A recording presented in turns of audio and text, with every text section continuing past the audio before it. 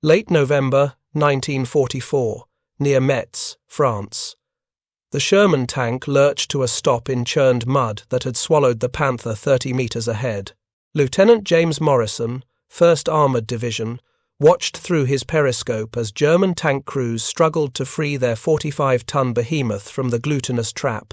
The Panther's tracks spun uselessly, digging deeper with each desperate attempt at movement. Morrison's Sherman, weighing nearly identical, sat firmly atop the same mud that had immobilized Germany's most advanced medium tank. The difference wasn't in weight distribution or engine power. It was in the humble steel strips wrapped around the wheels, a component most tankers never thought about until it failed. What German engineers had dismissed as a simple mechanical necessity had been transformed by an obscure machinist from Cleveland into the single most important reason why American armor could advance when German armor couldn't. The mathematics of ground pressure and traction were about to prove more decisive than gun caliber or armor thickness.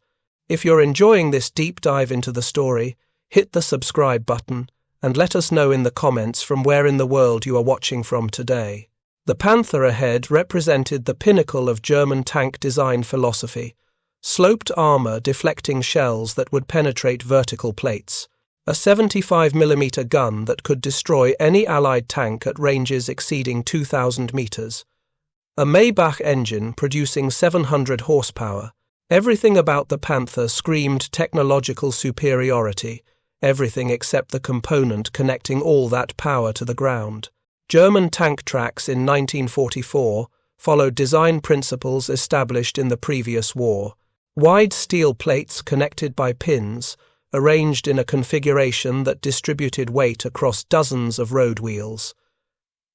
The design worked adequately on firm ground, performing acceptably on roads and proving effective in dry terrain. But the autumn of 1944 brought rain that transformed French battlefields into quagmires, and German track design had never prioritized mud performance. American tracks looked deceptively similar at first glance: steel plates, pin connections, road wheel contact, but the similarities concealed fundamental differences in engineering philosophy, differences that traced back to a single machinist's obsession with a problem nobody else thought was important. His name was Edward Browning, a 53-year-old tool and die maker employed by the American Steel Foundries Company in Alliance, Ohio.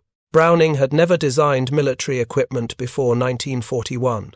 He had spent 3 decades manufacturing railway components, specializing in the wheel assemblies and brake systems that kept trains moving safely.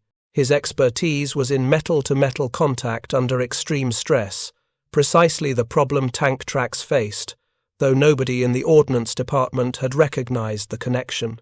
The story begins in April 1942 at the Aberdeen Proving Ground in Maryland. The M4 Sherman had just entered production using track designs inherited from earlier American tanks. These tracks performed adequately during initial trials on packed earth and gravel surfaces.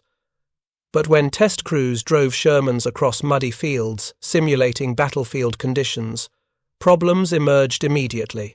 Tracks lost traction in soft ground, spinning freely as mud filled the gaps between track plates and road wheels.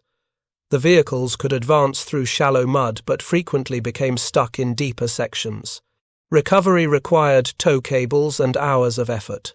Test officers documented these failures in detailed reports sent to the Ordnance Department, noting that track performance in mud was inadequate for European combat conditions. The Ordnance Department responded by consulting established tank manufacturers and military engineers. The consensus was predictable and defeatist. Tanks were heavy vehicles. Mud was inherently difficult terrain. Some loss of mobility was inevitable and acceptable. The reports recommended better route planning and increased availability of recovery vehicles. Nobody suggested that the tracks themselves could be fundamentally redesigned because that would require rethinking decades of accumulated tank design doctrine. American Steel Foundries received these reports in May 1942 as part of their contract to manufacture Sherman components. The company produced final drive housings, road wheel assemblies, and track links for multiple tank plants. Edward Browning, working in the engineering department, read the Aberdeen reports with growing frustration. The problem seemed obvious to him, though apparently invisible to military engineers. Tank tracks were being designed like railway wheels, optimized for hard surface contact. But tracks operated in fundamentally different conditions, constantly engaging with loose materials that could fill voids and destroy traction. The solution required changing how tracks interacted with soft ground. Browning began experimenting in the company's machine shop during evenings after his regular shift ended. He fabricated track link prototypes using scrap metal and company equipment, testing different plate configurations and surface patterns. His goal was creating a track design that would shed mud rather than accumulating it, maintaining traction even in the worst conditions.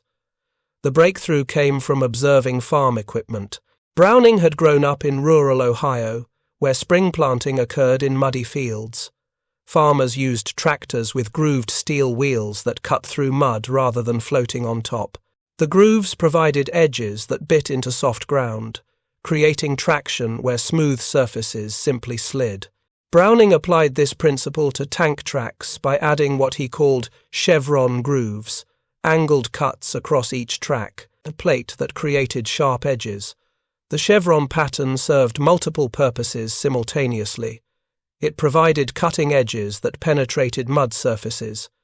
It created channels where mud could escape rather than building up. And it maintained some traction even when the grooves filled, because the angled pattern meant some edges always remained clear. He documented his design in careful technical drawings, calculating ground pressure distribution and estimating traction improvements. Then he faced the bureaucratic challenge of convincing the Ordnance Department to test an unsolicited design from an unknown machinist with no formal tank design experience. The military's procurement system wasn't designed to accept outside innovation from civilian workers.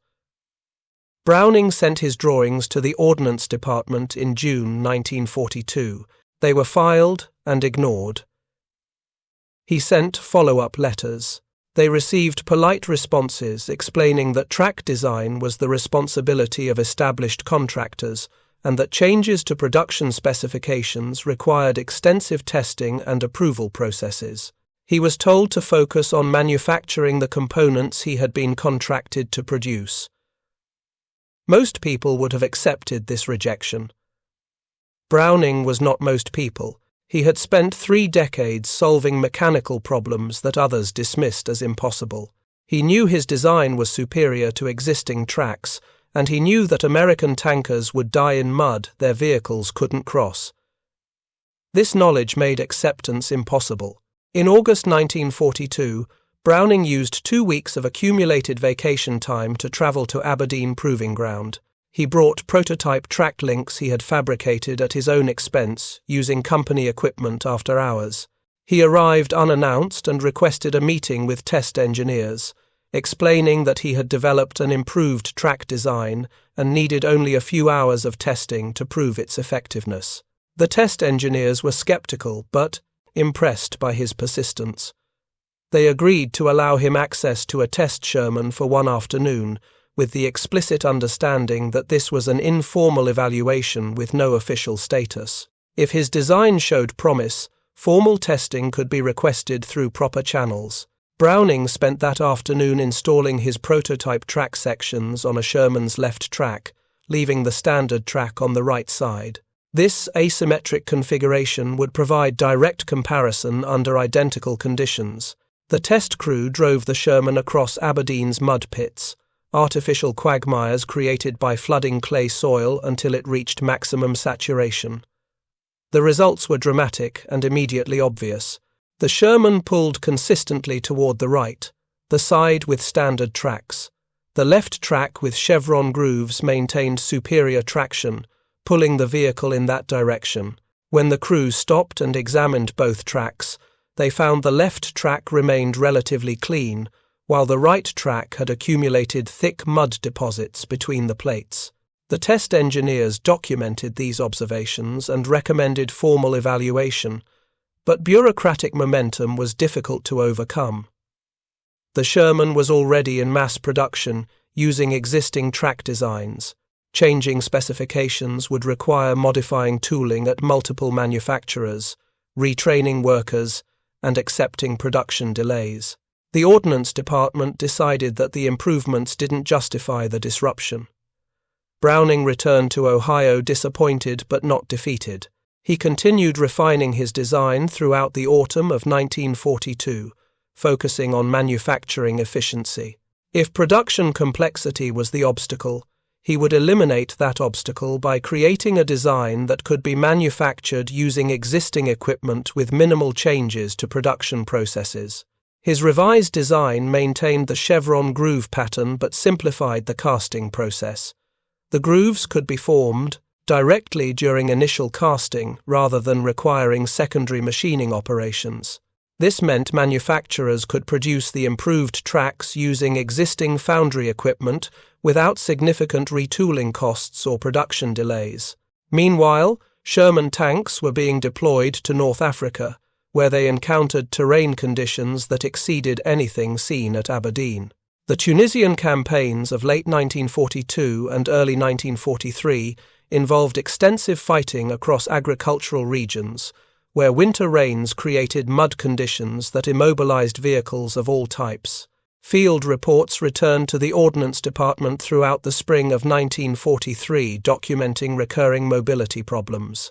Shermans frequently became stuck in mud, requiring recovery vehicles and wasting hours of combat time. The reports specifically noted that German tanks, particularly the Panzer IV, seemed to perform better in mud conditions despite roughly similar weight. The Ordnance Department examined captured German tracks and discovered features that American designs lacked. German track plates included drainage channels and textured surfaces that improved mud shedding. The Germans had apparently encountered similar problems earlier in the war on the Eastern Front and had modified their designs accordingly. This revelation created urgency for improving American track designs. The Ordnance Department issued requests for proposals to established tank manufacturers, seeking designs that would improve mud performance without disrupting production. Several companies submitted proposals based on German track features they had observed in captured examples. Edward Browning learned about these requests through industry contacts in July 1943. He immediately resubmitted his chevron groove design, now refined through a year of additional development. His timing was better. The Ordnance Department was actively seeking track improvements rather than resisting any changes to production specifications. His design underwent formal evaluation at Aberdeen in August 1943. Test crews installed Browning's tracks on multiple Sherman tanks and conducted extensive trials across varied terrain, including mud, sand, snow, and rocky ground. The results confirmed what Browning had demonstrated a year earlier. The chevron groove tracks provided superior traction in soft ground, without compromising performance on hard surfaces. The improvement was quantified through careful measurement. Standard Sherman tracks generated approximately 11 pounds per square inch of ground pressure. The chevron tracks, despite identical weight, created more effective contact because they penetrated surface layers rather than floating on top. This meant the effective ground pressure was distributed across a larger actual contact area, even though the nominal contact area remained unchanged. More importantly, the chevron grooves prevented mud accumulation that increased effective weight and reduced traction.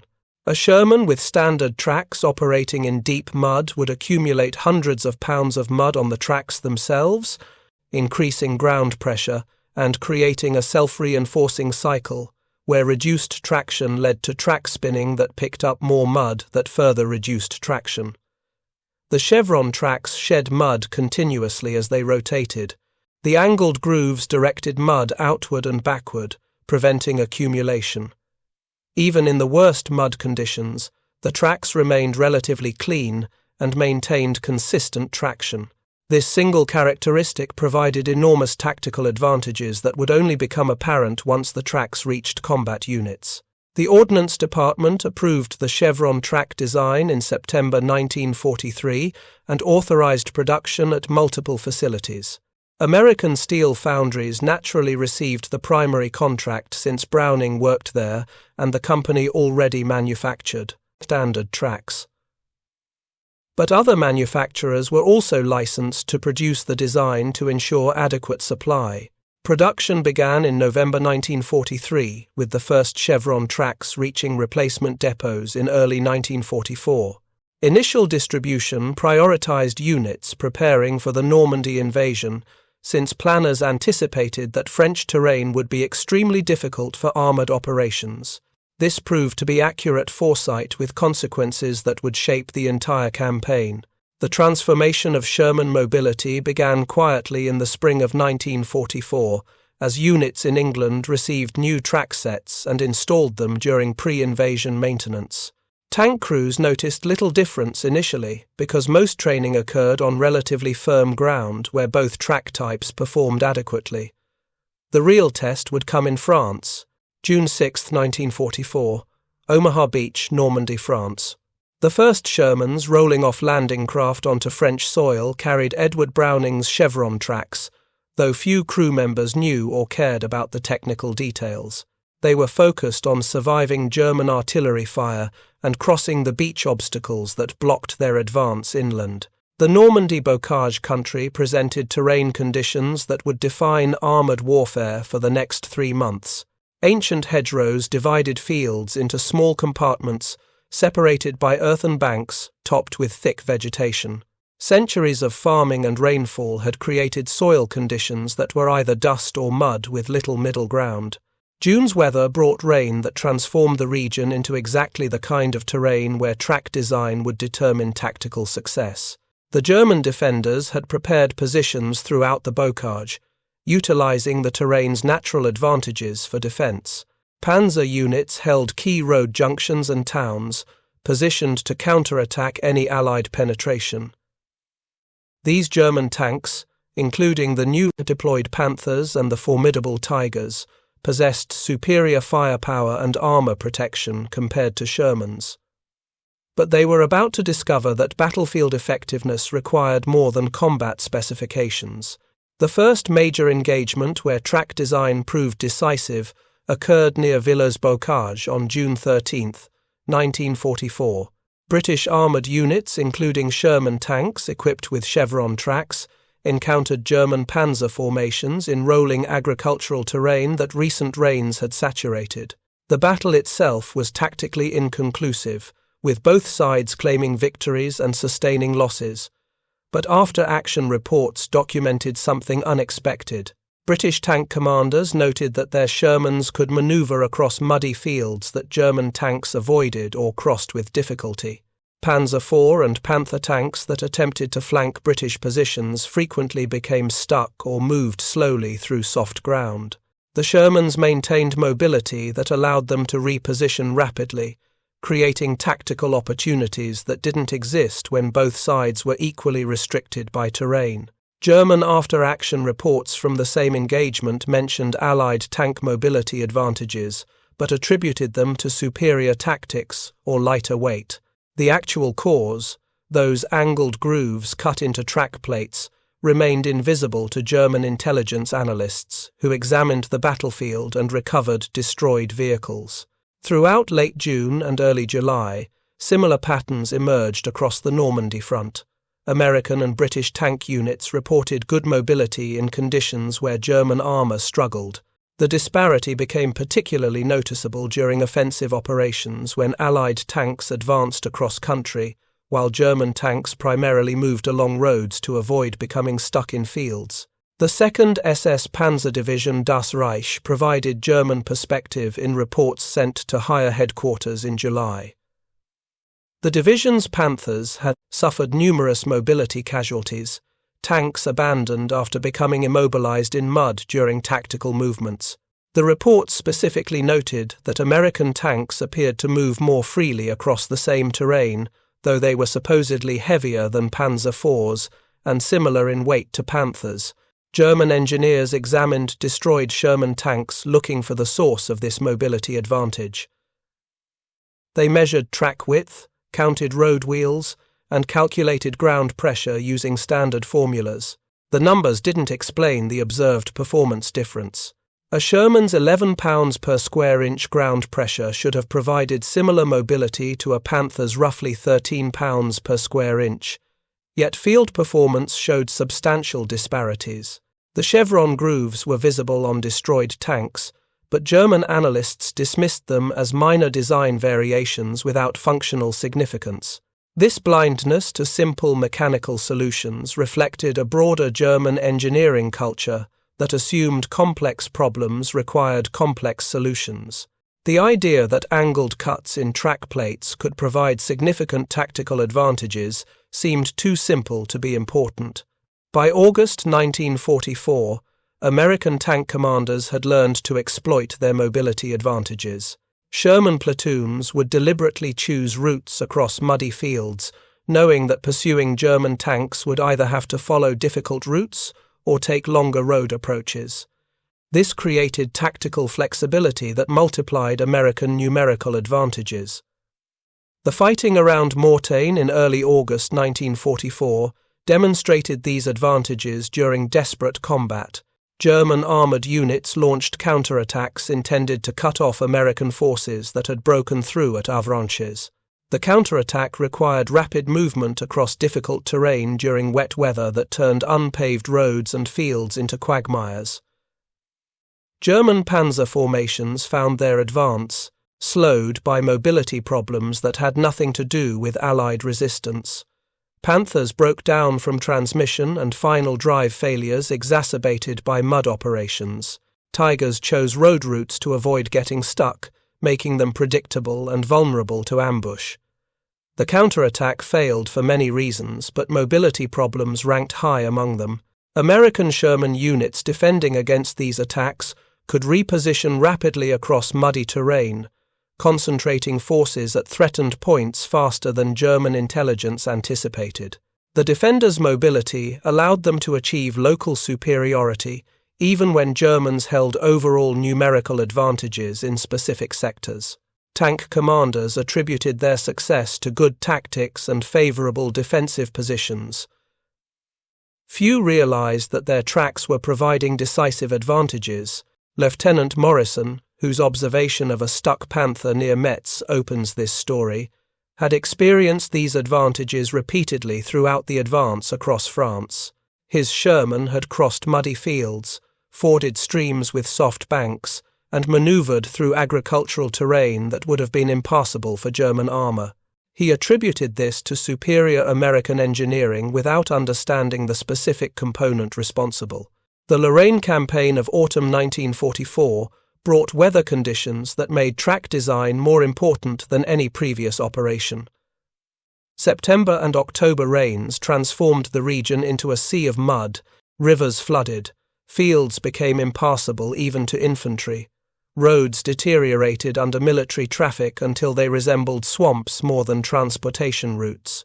American armored divisions advancing toward the German border found their progress limited more by terrain than by enemy resistance. But German armored units attempting to establish defensive positions or launch counterattacks faced even worse mobility problems. The disparity reached levels where American tanks could operate in conditions that immobilized German armor completely. Reports from Third Army units in October 1944 documented Panthers abandoned by their crews after becoming hopelessly stuck in mud. These weren't battle losses. They were mobility casualties where tank crews, unable to free their vehicles and facing the risk of being cut off, disabled their tanks and withdrew on foot. Some Panthers sat intact in fields for days before American recovery teams could reach them. German commanders faced impossible tactical choices. They could position their armor along roads where it remained mobile but predictable and vulnerable, or they could disperse into terrain where tanks possessed better defensive positions but risked becoming immobilized. American commanders faced no such dilemma because their tanks could move across terrain that restricted German movement. The Battle for Metz in November 1944 epitomized these disparities.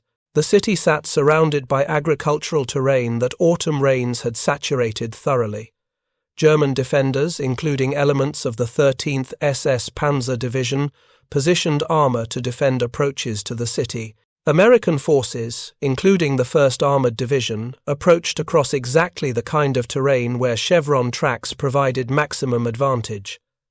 Morrison's observation of the stuck Panther wasn't unique.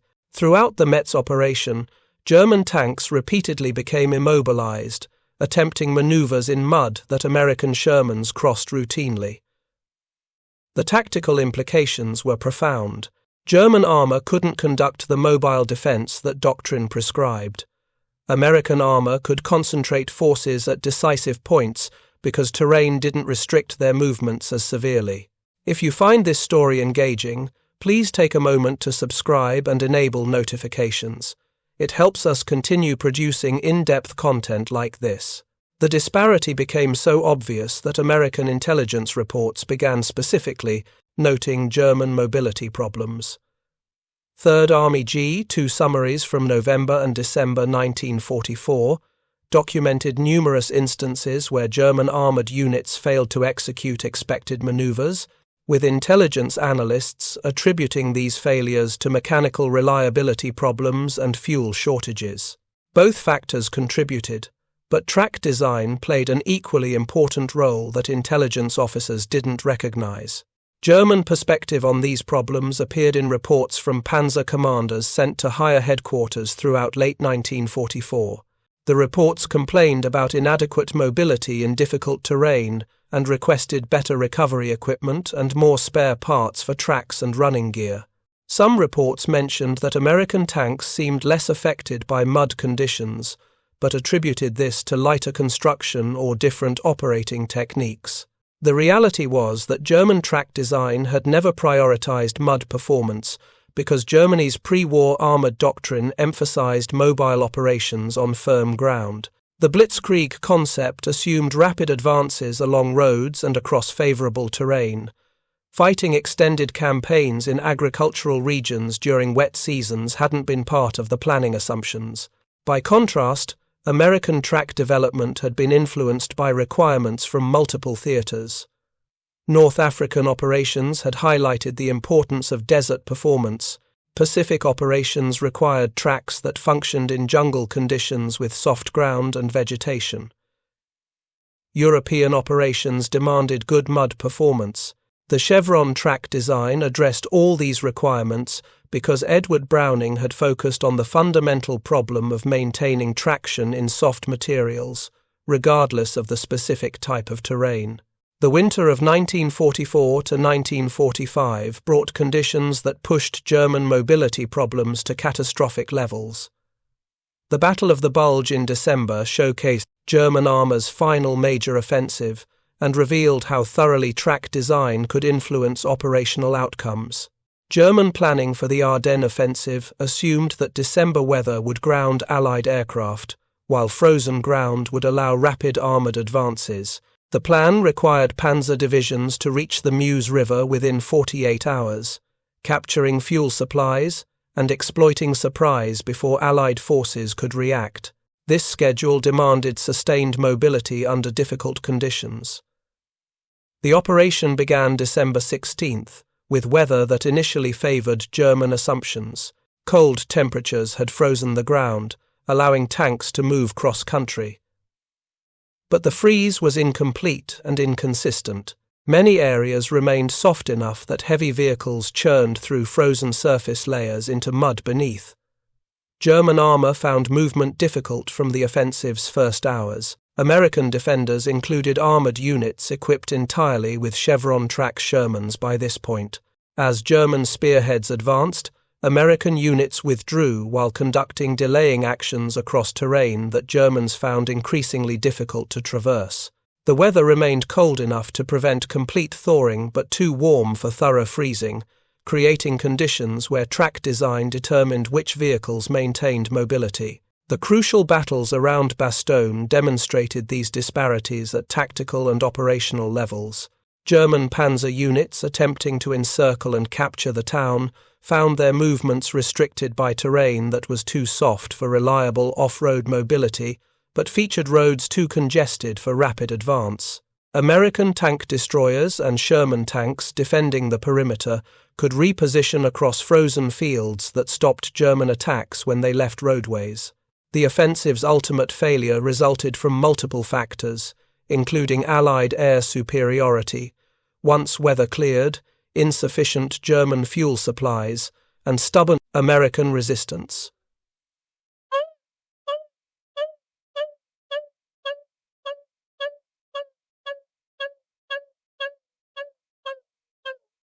But mobility problems contributed significantly. German armor never achieved the rapid advance rates that the operational plan required, because terrain conditions allowed American defenders to slow German movements below critical thresholds. Panzer commanders reported these problems in after-action documents. The 2nd Panzer Division noted that movement across country proved more difficult than anticipated, with numerous tanks becoming stuck or suffering track damage from attempting to cross terrain that appeared passable. The Panzer Division reported similar problems, specifically mentioning that frozen ground proved unreliable, with tanks frequently breaking through into soft layers beneath. American after-action reports noted German mobility problems, but generally attributed them to mechanical reliability issues and German reluctance to risk armor in uncertain terrain. The specific advantage provided by superior track design remained unrecognized because it seemed too mundane to be tactically significant. The final months of the war saw German mobility problems reach levels that made effective armored operations impossible. Fuel shortages, mechanical breakdowns, and crew training deficiencies all contributed. But track performance problems that had plagued German armor throughout the campaign in France continued degrading effectiveness as conditions worsened. German engineers attempted to improve track designs throughout 1944 and into 1945. Modified track patterns appeared on late-war Panthers and on some Panzer IV variants. These improvements borrowed features from captured Soviet tanks, which had performed well in mud during Eastern Front operations. The modifications helped but came too late, and in insufficient quantities to affect operational outcomes. American production had distributed chevron tracks throughout all active armor units by early 1945. The tracks had become standard. Equipment that tank crews took for granted, just as they accepted that engines required fuel and guns required ammunition. Nobody thought to credit improved tracks for tactical successes any more than they credited improved fuel for allowing engines to run. Edward Browning received no public recognition during the war. His contribution was classified information that couldn't be discussed openly, because revealing specific advantages in American equipment would alert enemies to areas they should improve. He continued working at American steel foundries, supervising production of the tracks he had designed and continuing to refine the design based on feedback from testing and field reports. His colleagues at the foundry knew he had designed improved tank tracks, but few understood the tactical significance. To manufacturing workers, the chevron grooves were simply design features that required specific casting techniques and quality control procedures. The connection between those grooves and battlefield victories was invisible from a factory floor in Ohio. The full story of how a machinist's design had influenced armored warfare emerged only gradually after the war. American military analysts conducting post-war evaluations compared German and American tank performance across multiple variables. When they isolated mobility factors and examined field reports systematically, patterns became clear that hadn't been obvious during combat operations. German tanks had possessed superior firepower and armor protection. American tanks had possessed superior reliability and mobility. The reliability advantage came from automotive industry expertise and sound engineering principles throughout powertrain design. The mobility advantage came substantially from track design that prioritized traction in soft ground. British military analysts reached similar conclusions when examining combat data from their own operations. British armoured units had used both American-supplied Shermans with chevron tracks and British-designed tanks with conventional track patterns. When performance data was analysed statistically, the Shermans showed measurably superior mobility in soft ground despite similar or greater weight compared to British designs. The numbers told stories that individual experiences had suggested but couldn't prove.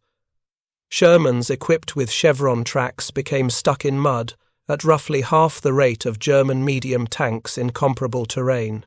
Recovery time, when Shermans did become stuck, averaged 30 to 40% less than German tanks because the tracks maintained some traction even in deep mud, allowing vehicles to be extracted with less effort.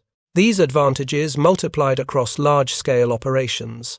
An armoured division that could move 10% faster than opposing forces could concentrate at decisive points before enemies reacted. A division that lost fewer tanks to mobility casualties maintained higher operational strength even without engaging enemies. The cumulative effect of track design advantages influenced campaign outcomes more significantly than superior guns or armour could compensate for. Soviet military analysts examined captured German tanks, including Panthers and Tigers, and tested them against Soviet T-34 seconds and American Lend-Lease Shermans, including models with chevron tracks. Soviet tests confirmed superior German combat specifications, but noted that reliability and mobility favored Soviet and American designs. Soviet reports specifically mentioned track design as contributing to mobility advantages, particularly in soft ground and snow conditions. These post-war analyses remained largely classified for decades. The details of why American tanks outperformed German armor became sensitive information during Cold War confrontations, but the lessons influenced tank development programs throughout the 1950s and 60s, when American designers developed the M48 Patton tank and later the M60.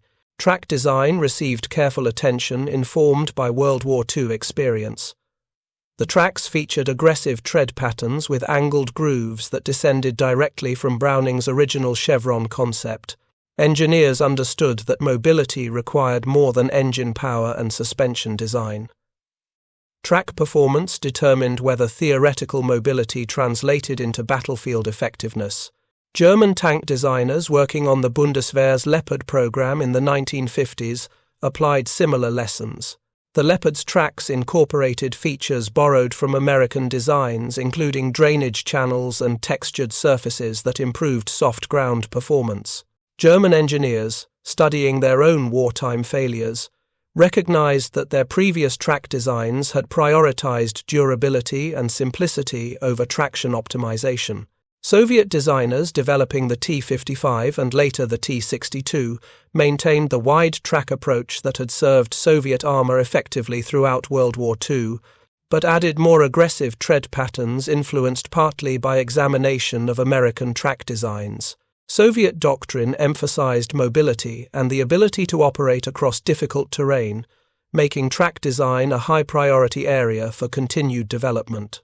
Edward Browning continued working at American steel foundries until his retirement in 1952. He never achieved fame or wealth from his track design. The military paid standard licensing fees to his employer, but Browning received no special compensation beyond his normal salary. Patents for the design were filed in the government's name for security reasons, preventing Browning from claiming public credit even after information was declassified.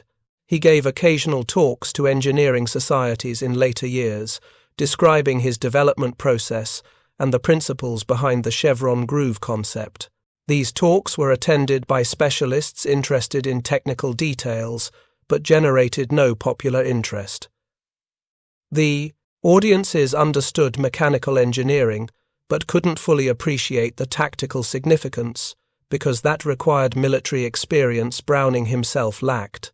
He died in 1967 at age 76, having lived long enough to see his track design influence multiple generations of American and Allied tank development. His obituary in the Alliance newspaper mentioned his work on military equipment during World War II but provided no details. The full story of his contribution remained classified and would stay that way for another decade. The declassification of wartime technical reports in the 1970s finally allowed public discussion of specific equipment advantages that American forces had enjoyed.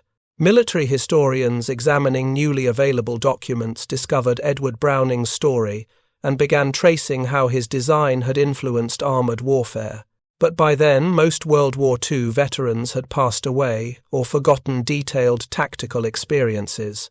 Modern tank tracks on the M1 Abrams and other contemporary designs incorporate principles that trace directly back to Browning's work. Aggressive tread patterns with multiple angles, drainage channels that prevent material accumulation, and surface textures optimized for soft ground traction all reflect lessons learned during World War II and refined through decades of subsequent development. The story of how a machinist's insight changed armored warfare illustrates broader truths about military innovation and engineering problem-solving. The Ordnance Department's initial rejection of Browning's design reflected institutional biases that assumed important innovations would come from established experts working through official channels. The idea that a railway component specialist could solve a tank design problem seemed implausible enough to dismiss without serious consideration. Browning's persistence overcame institutional resistance through a combination of factors. He demonstrated his design rather than simply describing it, providing empirical evidence that couldn't be dismissed.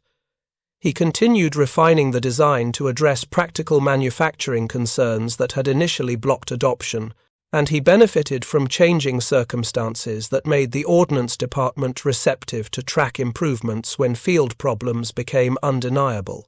The military's failure to recognize track design significance even after adoption demonstrates how easily important factors can remain invisible when they work well. Tank crews and commanders focused on the dramatic and obvious: firepower, armor protection, and engine reliability. Track performance only became noticeable when it failed. Good track design was invisible success, effective precisely because it required no attention or concern. This invisibility explains why Edward Browning received no recognition during or immediately after the war. His contribution fell into the category of background factors that enabled success without being obvious causes of success. The generals who credited superior tactics, the tankers who credited better training, and the historians who credited industrial capacity were all partially correct. But the simple mechanical component that allowed American armor to advance where German armor couldn't deserve recognition it never received. The comparison between American and German approaches to track design reflects broader differences in engineering philosophy and industrial culture. German engineers pursued theoretical optimization, creating tracks that would perform exceptionally under ideal conditions. American engineers pursued practical effectiveness, creating tracks that would perform adequately under the worst conditions likely to be encountered. This philosophical difference manifested throughout military equipment development. German weapons often featured sophisticated mechanisms and tight tolerances that provided superior performance when working correctly but proved fragile under field conditions. American weapons featured simpler mechanisms and generous tolerances that provided reliable performance even when components wore or conditions deteriorated. Track design exemplified these approaches perfectly. German tracks would outperform American tracks on hard surfaces under controlled conditions, but combat operations occurred in uncontrolled conditions across terrain that was rarely ideal. The tracks that performed best in actual warfare weren't those optimized for ideal conditions, but those designed to function acceptably across the full range of conditions that combat might present. Edward Browning understood this principle through his railway industry experience. Railway components operated continuously under varying weather conditions, across damaged tracks, with minimal maintenance for long periods. Reliability under adverse conditions mattered more than peak performance under optimal conditions. He applied this same philosophy to tank tracks and created a design that proved superior, where superiority actually mattered, in the mud and chaos of battlefield conditions. The mathematics of track design involved complex calculations of ground pressure, traction coefficients, and material properties. But the fundamental insight was simpler and more profound. Tanks needed to maintain mobility across soft ground, regardless of theoretical specifications. The design that best achieved this practical goal would prove most effective in actual combat, regardless of how it compared in laboratory testing. This insight seems obvious in retrospect, but proved elusive to professional tank designers who approached the problem with established assumptions and conventional methods. Browning's outsider perspective, unencumbered by tank design traditions, allowed him to see the problem fresh and propose solutions that specialists had never considered. The lesson extends beyond track design to military innovation generally. The most important innovations often come from unexpected sources, precisely because established experts develop blind spots in areas they believe they understand thoroughly. Opening development processes to outside contributors and unconventional approaches creates opportunities for breakthroughs that official programs might never achieve. The story of Edward Browning and his chevron tracks represents one of countless small innovations that collectively determined World War II's outcome. No single component won the war, but the accumulation of hundreds of superior components across all equipment types created cumulative advantages that proved decisive. American forces fought with equipment that was generally reliable, maintainable, and effective under field conditions, even when individual items weren't theoretically optimal. This approach to equipment development reflected America's industrial strengths. The nation's engineers understood mass production, field maintenance, and practical operation through decades of civilian industry experience. They designed military equipment that mechanics could repair, soldiers could operate, and factories could produce in overwhelming quantities. Theoretical performance specifications mattered less than practical effectiveness measured across entire armies operating under combat conditions. German forces fought with equipment that often possessed impressive specifications but proved difficult to maintain, required highly trained operators, and couldn't be produced in quantities sufficient to match Allied material superiority. The German obsession with technical excellence in individual items blinded them to the importance of systemic effectiveness across entire military organizations. Tank tracks exemplified these different approaches. German engineers could have designed tracks similar to Browning's chevron pattern. They possessed the theoretical knowledge and manufacturing capability, but they never prioritized track design as a critical problem worth sustained attention because it seemed too simple and mundane compared to guns, armor, and engines. American engineers, influenced by a machinist who understood practical mechanics better than theoretical optimization, created tracks that provided exactly the advantages that mattered most in actual combat. The simple angled grooves cut into track plates influenced tactical mobility more significantly than sophisticated suspension systems or powerful engines could have achieved alone. Lieutenant Morrison, watching that Panther spin its tracks uselessly in French mud, witnessed the culmination of Edward Browning's work. The machinist from Ohio had never seen combat, never commanded tanks, never participated in tactical planning. But his insight into how metal surfaces should interact with soft ground had helped determine whether tanks could move or would become stuck. That determination, multiplied across thousands of vehicles and hundreds of engagements, had influenced the war's course more significantly than many famous battles. The Panther eventually freed itself after German recovery vehicles arrived with tow cables, but the delay cost hours. Morrison's Sherman had continued its advance, reaching objectives while German armor sat immobilized. This scene, repeated thousands of times across the battlefields of France and Germany, told the story of how superior track design had helped win the war, not through dramatic combat victories but through accumulated small advantages in mobility that allowed American armor to maintain operational tempo their opponents couldn't match. Thank you for watching. For more detailed historical breakdowns, check out the other videos on your screen now and don't forget to subscribe.